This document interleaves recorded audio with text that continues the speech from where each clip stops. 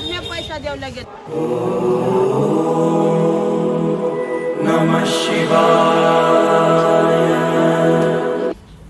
So guys हम चल दिए हैं सुबह सुबह त्र्यंबकेश्वर टेम्पल के दर्शन के लिए।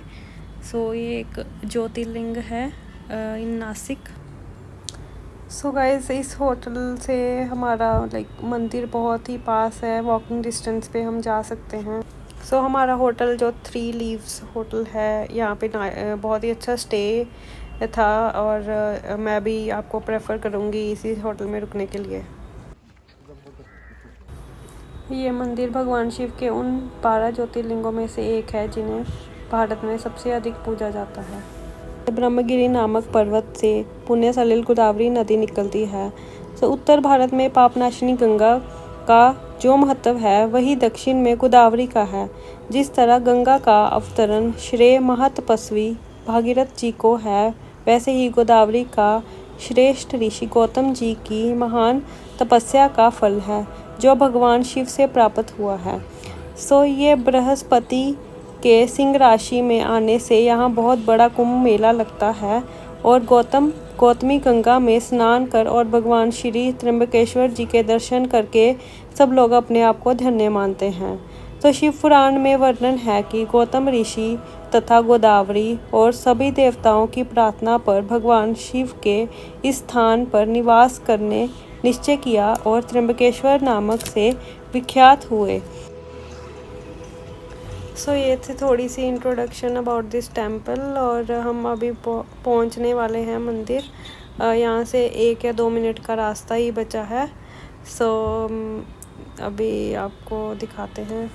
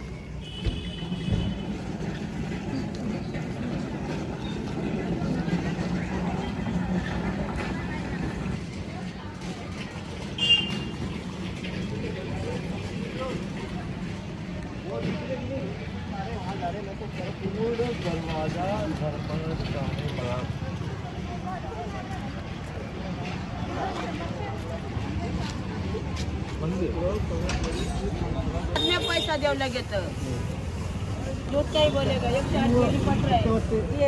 और वो ये नारायण प्रसाद है, चप्पल इधर ही निकलो भैया। नारायण प्रसाद इधर निकलो, चप्पल जूता लो। नारायण प्रसाद इधर भैया लो 20 वाला लो भैया। 20 रुपया 20 रुपया लो ना।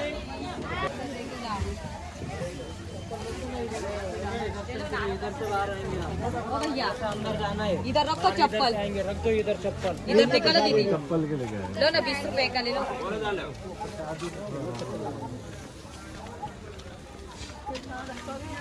अरे वहाँ होगा भैया चप्पल निकाले ना, इधर प्रसाद लेके जाइए। ले लो चाय का भी पूछे ना, इधर नारे लेना था, मीठा ले लो। चप्पल दिखा।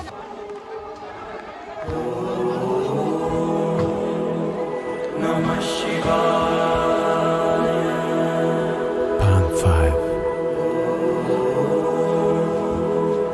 नमः शिवाय।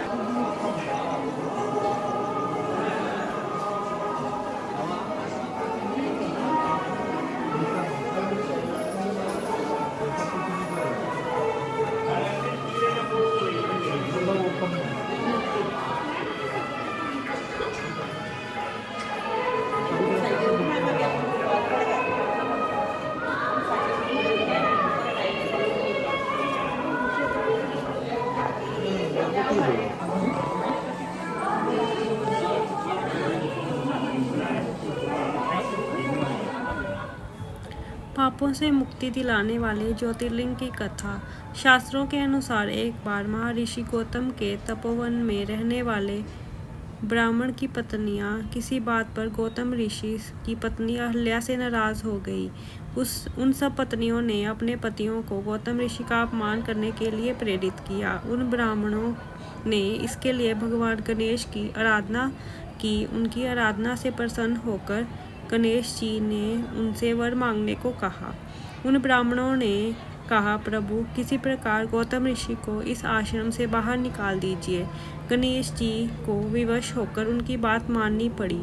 तब गणेश जी ने एक दुर्बल गाय का रूप धारण करके ऋषि गौतम के खेत में जाकर फसल खाने लगे। देववश गौतम वहां पहुंचे और उन तिनकों की मुट्ठी से उसे हटाने लगे। तीर्णों के स्पर्श से गौ पृथ्वी पर गिर पड़ी और ऋषि के सामने ही मर गई। गौतम ऋषि को ब्राह्मणों ने बताया ये उपाय। उस समय छिपे हुए सारे ब्राह्मण एकत्रित होकर गौ हत्या कहकर ऋषि गौतम का अपमान करने लगे। ऐसी विषम परिस्थिति को देखकर गौतम ऋषि उन ब्राह्मणों से प्रायश्चित पूछा। तब उन्होंने कहा, गौतम तुम अपने पाप को सर्वत्र बताते हुए 3 बार पृथ्वी की परिक्रमा करो, फिर लौटकर यहाँ 1 महीने तक व्रत करो। इसके बाद इस ब्रह्मगिरी पर 100 बार घूमो, तभी तुम्हारी शुद्धि होगी।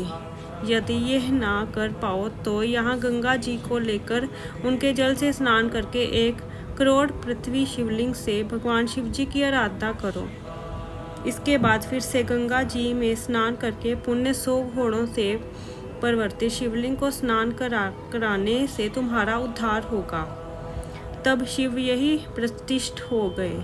गौतम ऋषि ने इस प्रकार कठोर प्रायश्चित किया। इससे प्रसन्न होकर भगवान शिव ने उनसे वर मांगने को कहा। गौतम ऋषि ने कहा, भगवान आप मुझे गौ हत्या का पाप से मुक्त कर दीजिए। भगवान शिव ने कहा, गौतम तुम सर्वदा निष्पाप हो। गौ हत्या का अपराध तुम पर छल पूर्वक लगाया गया था। ऐसा करने के लिए तुम्हारे आश्रम के ब्राह्मणों को मैं दंड देना चाहता हूँ। इस पर गौतम ऋषि ने कहा, उन्हीं के उस कार्य से मुझे आपके दुर्लभ दर्शन प्राप्त हुए हैं। अब उन्हें मेरा परम समझकर उन पर आप क्रोध न करें। बहुत सारे ऋषि मुनियों और देवगुणों एवं गंगा ने वहाँ उपस्थित होकर ऋषि गौतम की बात का अनुमोदन करते हुए भगवान शिव से सदा वहीं पर निवास करने की प्रार्थना की। देवों के प्रार्थना करने पर भगवान भोलेनाथ वहीं गौतमी तट पर त्र्यंबकेश्वर ज्योतिर्लिंग के रूप में प्रतिष्ठित हो गए।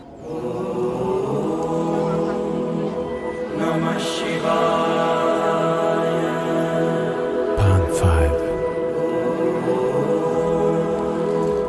नमः शिवाय।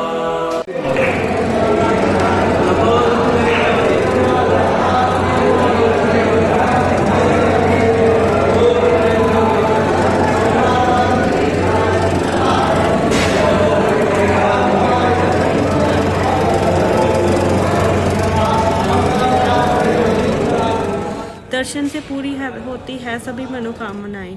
यह त्र्यंबक नामक ज्योतिर्लिंग सभी कामनाओं को पूर्ण करता है। यहाँ महापातकों का नाशक और मुक्ति प्रदायक है। जब सिंह राशि पर बृहस्पति आते हैं तब इस गौतमी तट पर सकल तीर्थ देवगण और नदियों में श्रेष्ठ गंगाजी पधारती तथा महाकुंभ पर्व होता है।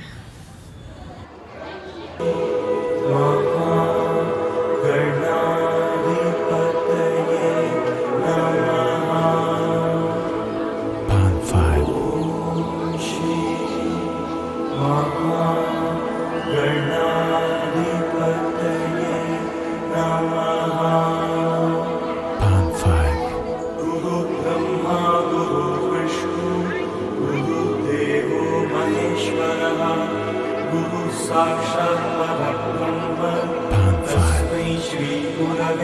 नमः गुरुर्ब्रह्मा गुरुर्विष्णु गुरुर्देवो महेश्वरः साक्षात् परब्रह्म तस्मै श्री गुरवे नमः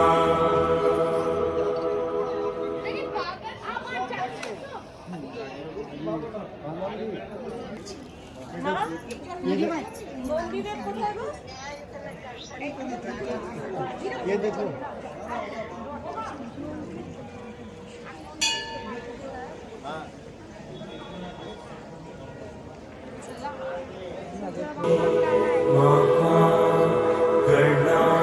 महागणाधिपतये नमः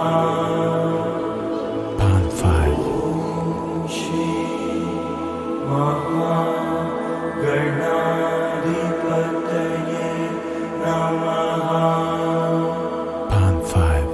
गुरुर्ब्रह्मा गुरुर्विष्णु गुरुर्देवो महेश्वरः गुरु साक्षात् परब्रह्म तस्मै श्री गुरवे नमः गुरुर्ब्रह्मा गुरुर्विष्णु गुरुर्देवो महेश्वरः गुरु साक्षात् परब्रह्म तस्मै श्री गुरवे नमः